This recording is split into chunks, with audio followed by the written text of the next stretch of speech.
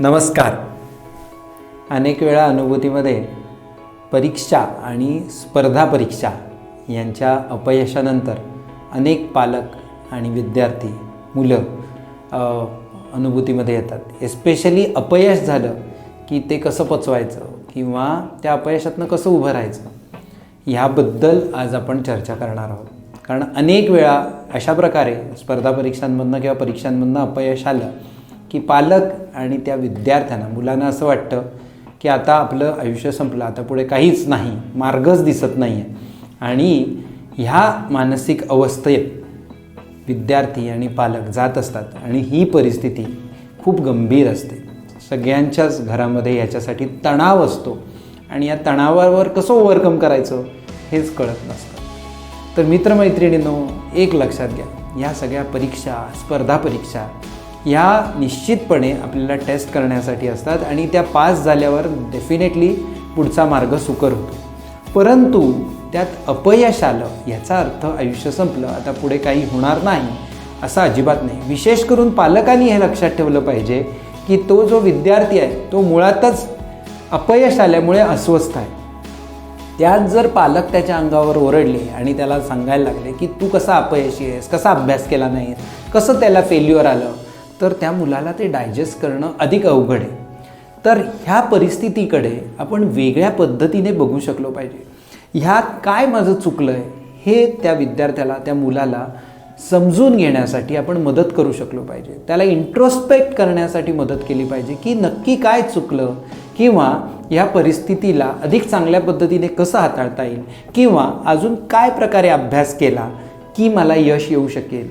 अशा पद्धतीने जर आपण त्या सगळ्या परिस्थितीचं विश्लेषण केलं आणि त्यावर मार्ग काढला तर डेफिनेटली पुढच्या स्पर्धा परीक्षेमध्ये त्या मुलाला नक्की चांगल्या प्रकारे यश मिळेल. परंतु त्याच्यासाठी हे पोषक वातावरण अतिशय आवश्यक आहे. आणि जर का हे पोषक वातावरण असेल तर निश्चितपणे त्या मुलाला आणि ऑब्व्हियसली घरातल्या पालकांना सुद्धा त्या परिस्थितीमधनं योग्य मार्ग काढता येईल.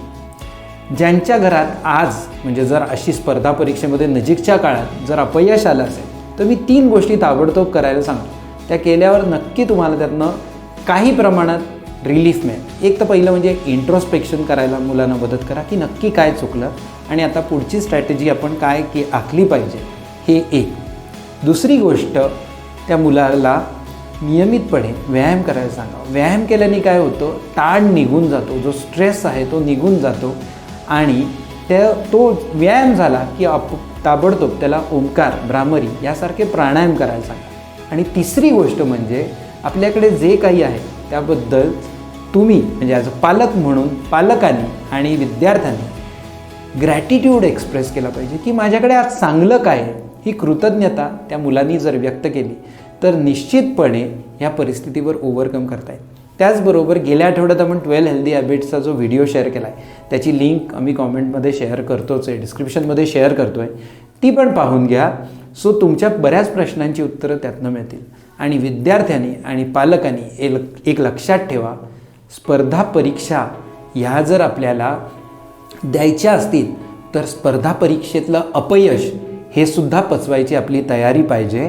कारण कुठलीही स्पर्धा आहे त्यात निश्चितपणे अपयश येण्याची जर मानसिकता असेल तरच ती स्पर्धा अधिक आपण चांगल्या पद्धतीने खेळू शकतो, चांगल्या पद्धतीने परीक्षा देऊ शकतो.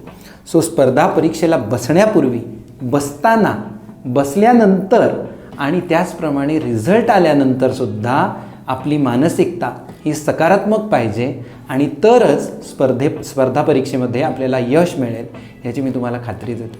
धन्यवाद.